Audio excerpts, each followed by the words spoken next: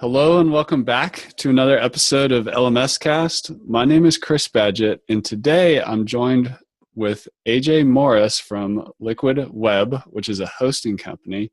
And we're going to get into some interesting topics today about bridging the gap between marketing and innovation. And we're also going to have the opportunity to talk with somebody who's kind of on the cutting edge of managed WordPress hosting and what kind of things you need to consider for running a professional learning management system and having that hosting piece dialed in and the questions you should be asking and the things and becoming aware of what you might run into. AJ also has a lot of great life experience and has had an interesting journey through technology and also some teaching himself. So we're going to get into that a little bit too. But AJ, thank you for coming on the show. Hey, Chris, thanks for having me. So let's start with just a little background. Where you're at Liquid Web now, which is a hosting company, as a product manager and wearing many hats doing that role. But what was kind of your journey through technology, entrepreneurship, freelancing to where you are today? Yeah, so I started at a school district, and web design development had kind of always been my thing. So it was quick to pick up, and back then in the early 2000s, it was really, hey, we need you to do professional development training for all of our teachers and staff. And so that's really where I picked up a lot of the technical side of things through my career, and kind of moved that into doing some technical support, going to a university and doing a lot of work with integrating multiple systems before it was easy to do, right? It required a lot of code. Moved out of that and kind of got into the business marketing side of things, and products have really, the idea of product management and kind of bridging the gap between customers and the development teams has always been kind of a pet hobby of mine that now I get to do as a job. And so it's also one that has allowed me to kind of take I've learned through the years and apply them. And it's great because it allows me to just have a different task every day, and live the kind of entrepreneurial lifestyle inside of corporate America. Awesome. And that's also called Intrapreneurship, which is, I have a lot of great friends who do that and love it. And it's a great way to roll. Let me go back earlier in your history and ask you about when you're helping facilitate continuing education requirements for IT, I think is probably what it was called back then. Yep. Any teacher or course creator, eventually they kind of come head on with this concept of dealing with people who, obviously don't have as much training and sometimes can be like frustrating to work with, or like, I see some people just get impatient or lose track of like what it's like to work with a beginner. But how did you, what was your approach to working with people who were, obviously had a lot less technical knowledge than you, and how did you stay sane, if things were moving slow or whatever? Yeah, a lot of it, for me, a lot of it is understanding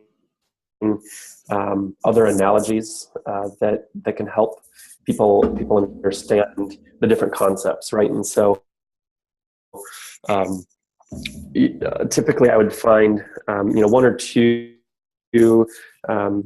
teachers or staff in a class that might maybe they're close to retirement, or computers just aren't their thing, and I would try to spend more time with them and actually working with them to just kind of grasp things.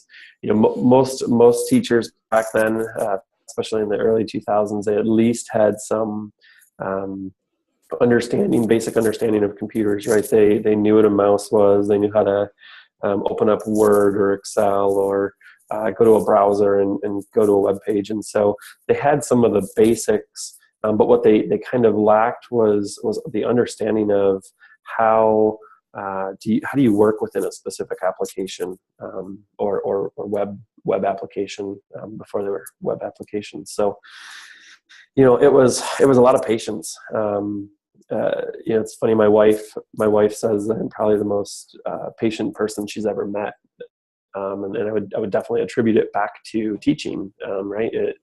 You have to find ways and repetitive ways, in many cases, to get your content to a person. Right? I've been in classes where no two people are alike, right? And so, understanding ways to repeat the information, to say it a different way, to break it down a different way, has really helped in that matter. That's awesome. And I'm sure it's that same skill set of patience and tuning into the unique needs of learners that also helps as a product manager with, customers or potential customers. It all goes together into one package. There was there's a famous quote by Peter Drucker, who wrote a book called the Effective Executive. And he said that business is really just two things, marketing and innovation. I really love that quote, because when you divide up tasks around like what needs to be done or how business can grow, or you really just have to look at those two areas. And everything is like a subcategory under marketing or innovation. And part of what we do as teachers, and like you do at Liquid Web and I also do at LifterLMS, is kind of a product manager role, is we build a bridge between the innovation, whatever that may be, hardware, software, ideas, ways of being, and then marketing, the communication around all that, the selling of all that, the building of community around all that. And that's a unique skill set to build that bridge. So how, if somebody's, teaching or developing a product or, developing a business, what do you think some of your superpowers or pro tips are for being able to build a bridge between the customer or the learner, whatever you want to call it, and then the raw, team making the innovation inside the company? How do you do it? I always try to put myself in the place of the customer, right? If I can understand what the customer is going through, what their mindset is, what their mental model is, what their understanding is, even their understanding level, right? Different customers are going to have a different understanding level, and so when you start to build a product or even a service, and you're thinking about your customer in that way, you kind of get a new light to think through how effective you can be as you're implementing, a feature in a product, or you're adding something to your service. And I think that for the most part, your internal team, that maybe your team is a team of developers, maybe they're a sales team, maybe it's a support team. Whatever that group of internal people are, they're all going to have different mindsets, and they're going to all have different ideas of that problem that a customer is experiencing. But as a product manager, and that person that becomes the bridge, you really have to think of all the ways that your internal people are thinking about it, and help share the story of the customer, right? Because you end up being the customer's voice inside the company. Yeah, that's a really good point. It's almost like you're to your internal team, you're championing the customer. To the external, or to the customers, the outer world, you're championing your team and your brand and what's going on behind the scenes. And in both cases, I know that involves a combination of like storytelling and also education. Like, like for example, we both work in the software industry. If a customer, prospective customer, company, or whatever is coming with something they want to do with your software, and you're not quite there yet, or whatever, or they may have to do some custom stuff to pull it together. Sometimes that involves some education about like, well, making sure you understand what they're asking for, seeing if there's a, how that aligns with the roadmap, and educating about the process of how we develop, and, whether you work in sprints or whatever. But I don't know, I see education popping up a lot, or like coming to the team, support team, and being like, look, I remember when I was first building my first WordPress website in 2007, and I didn't know how to do anything. Let's not forget what that's like, Yeah. So, yeah. And it's a lot of times it's the, from a business angle, going back to your quote from Peter Drucker, the purpose of a business typically is to create a customer, right? I think we're both in kind of a SaaS product world, right? And so you have a subscription that might be yearly, might be monthly, and so your goal in your business is to create a customer. And so if you don't really understand the customers that you're going after, how do you expect to be successful in your business? Yeah, that's a really good point. One thing I'm doing, it's on my list to do today actually, is I'm going to redo our, basically I'm going to create a video of like when a new customer comes, like not only we have like welcome emails and onboarding, but now this is for software, but you could also do this for a course. You can like do a video like, okay, here's where you are, here's where everything is, here's how to get support, here's where most people get stuck, watch out for that, and so on. So always focusing on improving the customer or the learner experience. It's never one and done. It's a continuous evolution, right? Oh yeah. Absolutely. Well, let's get into hosting a little bit. So a lot of people listening to this episode, they're course creators, they're entrepreneurs, they're teachers. And the way I explain it to people is, okay, you have to get web hosting. It's a computer that's in a warehouse in the desert somewhere. Like your website actually has to live on a piece of hardware. But not all of it's created equal. And, the domain name points to it. You can start installing stuff on it like WordPress and plugins and themes and stuff like that.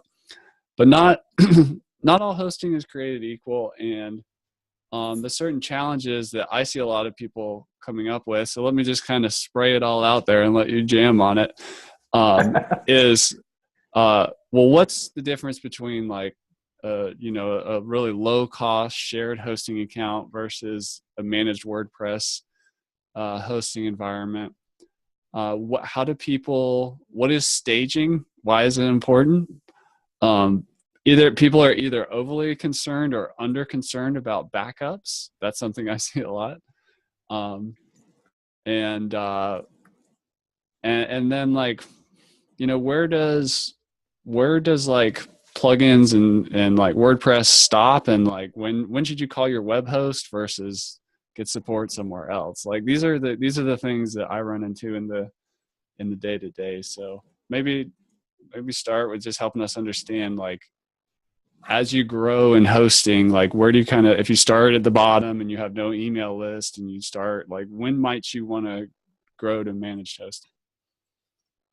Yeah. So I think the first point that you had asked was the difference between kind of shared and managed WordPress. And I think the easiest analogy I've come across, and I use this internally a lot to get other people wrapping their heads around it, is there's all types of hosting, just like there's all types of houses, right? And so shared hosting in my analogy is like the fraternity house or residence hall that you might have in college, right? You get a small little space to yourself, and then you have to share, the bathroom or the kitchen or, the door into the building and that kind of stuff, right? And so there's all sorts of these shared resources, and sometimes it can become overpopulated, and then all of a sudden your little space can't perform well because all these other shared pieces, if your hallway's got 100 people in it and you're weaving in and out, right? Your site in a shared hosting environment is going to be slow because there's a lot of people there.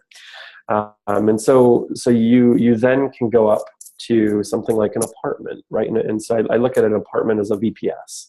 And VPS, for people that don't know, is a virtual private server. And so what that does is, think of an apartment complex or an apartment building, right? There's studio apartments, there's a single bedroom, a double, a 2-bedroom, 3-bedroom, 4-bedroom, right? And so there's different size units in an apartment building, but that is all yours, right? You now get your own bathroom, you have your own kitchen, you have your own entrance, and it's gated off from everybody else.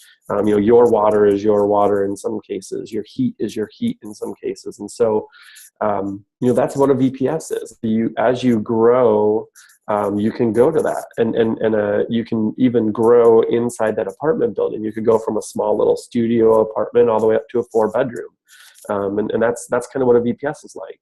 And then you've got dedicated servers out there, and dedicated servers are your house, right? And so what do you want in your house? You want a 5-bedroom house because you've got 4 kids. You want an office. You want a kitchen. You want a playroom. You want a living room, a dining room, right? You want all these features, and as you build out your house, that's like building a dedicated server. What are your needs for it? And a lot of people don't necessarily need everything that a dedicated server has, and I think that we're especially in the WordPress space, starting to come across managed WordPress, right? Managed WordPress has been around for, probably the last 6-7 years now, I'd say. I think Pagely and WP Engine, go back and forth between who started it, but they've been around for a while, and they make choosing hosting easy, right? I don't have to worry about the hosting infrastructure. I don't have to worry about if I'm on a shared or a VPS or a dedicated. I don't have to care to worry about that. What a managed WordPress host is really going to do is they're going to take care of that for you. And if they're proactive, they're going to make sure that they're taking care of all of the infrastructure and letting you know, hey, you need to have this plan because we're noticing these things on your site, right? If you're running an LMS and you have say you've got 100 courses and each course has 100 people enrolled in a course, you have a lot of data, people accessing the site all the time, and so your host is going to help you understand how to have and what plans you should have to really make your site shine so that your customers are happy. And I just want to add to that point that a learning management system has a lot of moving parts compared to like a more traditional informational website or blog. I mean, not only could there be all those courses and lessons and quizzes, but then there's the reporting and all the interrogation of the internal data and the data that's being stored as users move through courses and certain behaviors and milestones are tracked. There's a lot going on.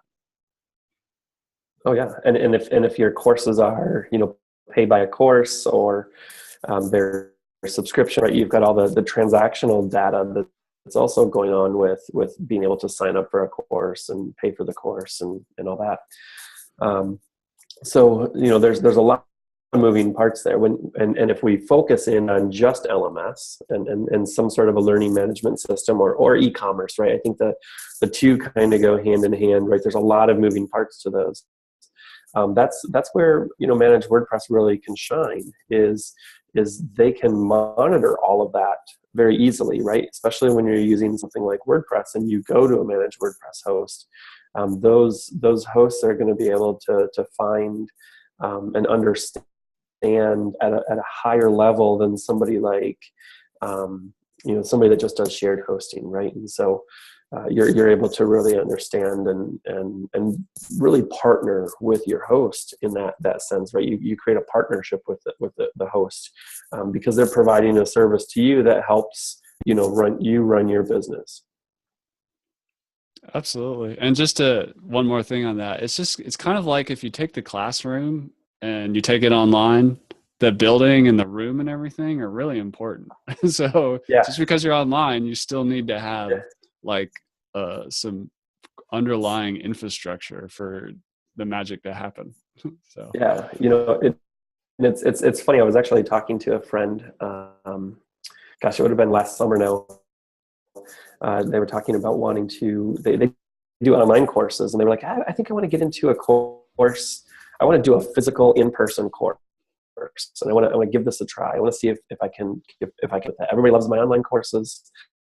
Let's see if we can bring this into the real world, the real life. And the best advice I gave to him was exactly that. I said, okay, if you're looking for a real world place, do you want to go to, the airport hotel that has a conference room?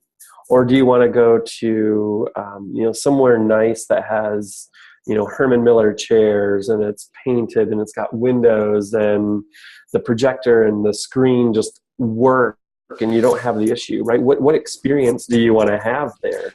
And I think that to your point, when you have a learning management system and you've taken your classroom and you've digitalized it, you want to make sure that the infrastructure from a building to the digital world is going to hold up when you need it. It was good advice, actually. She went to a beautiful location in downtown. She didn't go to the airport hotel, and from what I heard, everybody loved it. So there's your words of advice for hosting and buildings there. that's spot on. And I like how you use the word technology partner, because if you are going to do this stuff online, you need, whether you realize it or not, and if it's really well done, you almost don't notice the technology partner is there. But there's several layers of that. There's the hosting layer, there's the WordPress itself layer, there's themes, there's plugins. If you're doing videos, you're probably hosting on Vimeo or Wistia or something. You need this kind of technology partnership. So it's important to spend some time and choose wisely and make sure you're getting the quality that you need. Well, yeah, exactly. How about help us understand this concept of a staging environment, and why do we need one? I'm a big proponent of it, but I want to hear your take on it. Yeah. So, it was an early life website for a school district. It was probably my first full time, or that first real job, right? That first job that you have that you're like, okay, this is awesome. This is what I want to do. I want to give it my all. And so back then, we didn't have databases and content management systems. They were starting, right? And so they were very limited in what they could do.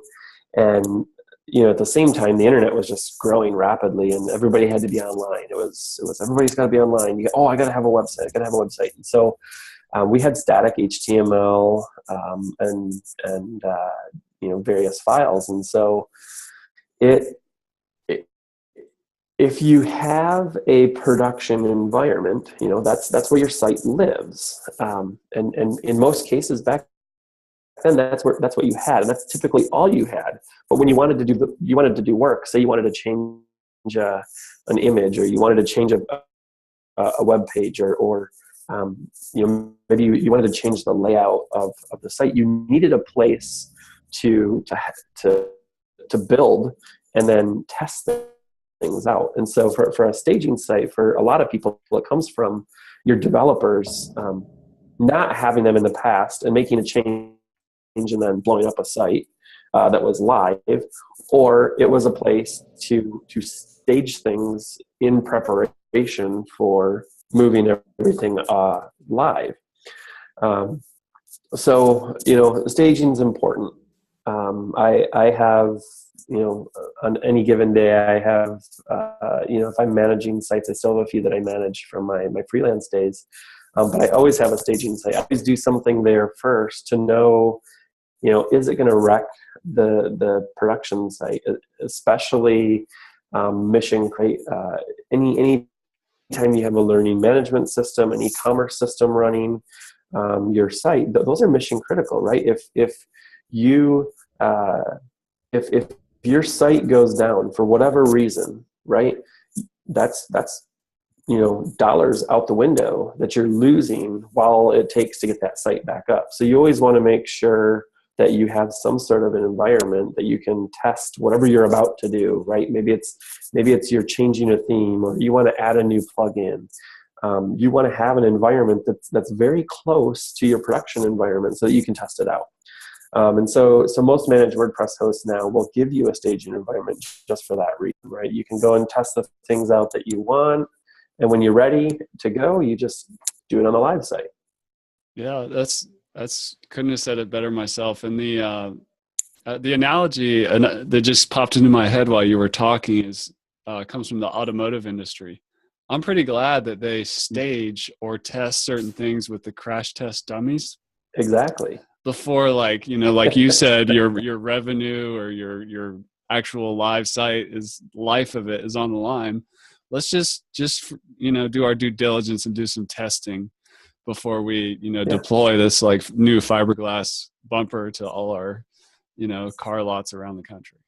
Exactly. Yeah, it's important to test the idea of, I forget where I was reading, but somebody had actually not had a staging environment, made a change, and they were losing thousands of dollars an hour because this change. And on top of that change, they didn't know what the change was, right? So it was one, it was because they didn't have a staging environment. Two, they didn't have common software development practices in place, right? Using some sort of a version control. So when you do make the change, if that change, went out with 5 others and something borked your live site, having that version control also helped.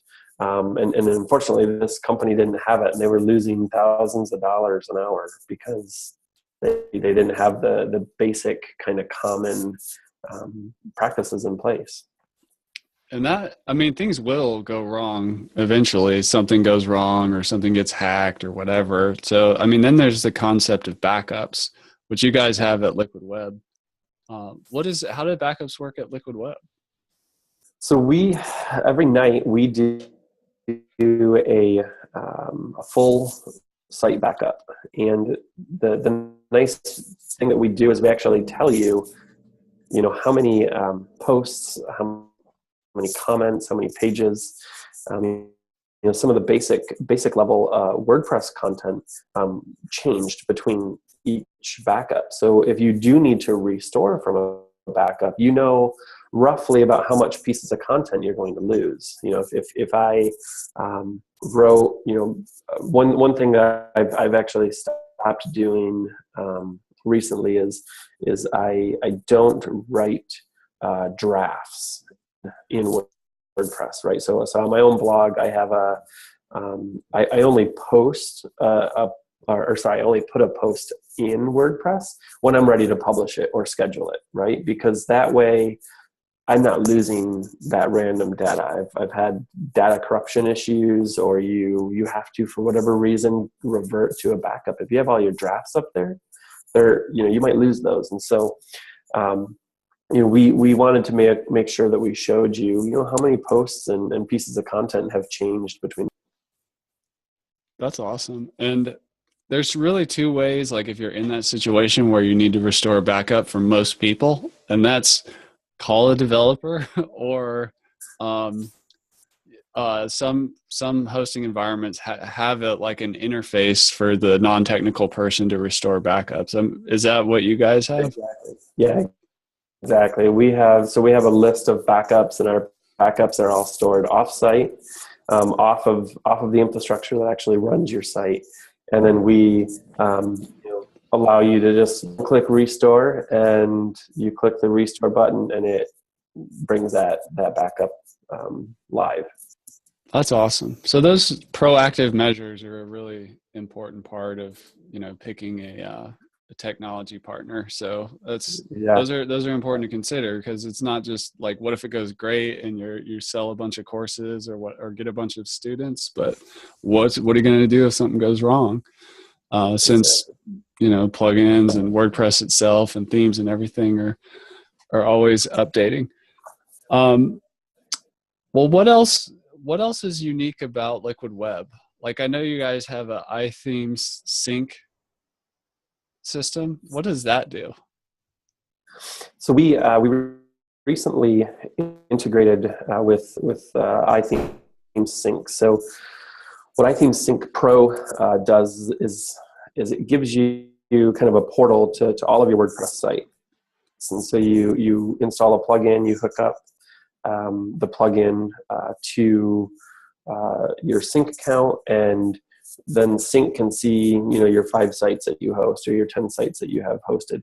And then what it lets you do is it actually allows you to install and update plugins across the board. So you don't have to just go into individual sites to update stuff. You can actually just go into this portal. You can see, okay, all these plugins on all these sites need to be updated. I'm going to click through, click update, and it'll update them all. It does the same thing for themes. But say you need to install a plugin, right? Maybe you're making the switch from Gravity Forms to Ninja Forms, or you're switching form plugins, right? And so you want to just install it on all your sites. You can quickly just upload the zip file to Sync and then say install on these 5 sites, and it'll install. That's probably the biggest, most used feature, I would imagine. If I went and asked Corey or Matt, that's what they would say. But they've continually added extra features. So from a freelancer perspective, you can go in and you can hook up Google Analytics so that you can see, kind of a very high level overview of what pages are being accessed, what's your visitor count for a time period. They've just integrated with the Search Console, Google Search Console, so you can actually see what people are searching for and coming through that way. There's integration with Yoast SEO. I think there's some integration with Gravity Forms so that you can see the form entries right inside there. You can add users to a WordPress site, so you're not having to go into each individual site to add users, right? The idea is central management of all of your WordPress sites. And so we've integrated with them to provide a lot of that feature set to our managed WordPress customers. That's awesome. And can you purchase domain names through you? So right now you can purchase domains through us. We are a domain register. We're in the process of actually making that easier from our managed WordPress product to be able to purchase those domains. That's awesome. And I just want to we can kind of end it on that note of finding a technology partner, because when you take all this stuff that can be a little intimidating, especially to someone who's not in the industry, that's spread out in all these different places, and you bring it under one roof, and somebody like AJ and the team at Liquid Web are back there really focused on improving that customer experience that we talked about earlier, or the learning person or the technology partner, the domain name, the staging, the backups. WordPress is already installed. I see you guys have you have the SSL taken care of, which if you're trying to sell your courses with Stripe, you're going to need to have a SSL. And, and then you have, that one company that you can call for support, and, that you have a product that kind of limits the moving parts of like, okay, my domain name's over here, my SSL company's over here. I need to go get WordPress over here. It's, these things are kind of taken care of and anticipated in advance. So I'd encourage everybody to go check out liquidweb.com/WordPress, and you can see more info about Liquid Web there and what AJ and the people with him have been up to. So what else, I guess to close it out, AJ, where do you see the future of Liquid Web heading? Where's it going as a hosting company? Yeah, as a hosting company, I think we're quickly finding, kind of where our niche is. It's definitely not the shared hosting, small small area. I think what you're going to find from Liquid Web is, we care, and we want to work and partner with the people that host mission critical sites. It's mission critical sites in a sense that it's your business, right? If your site goes down, you're losing money.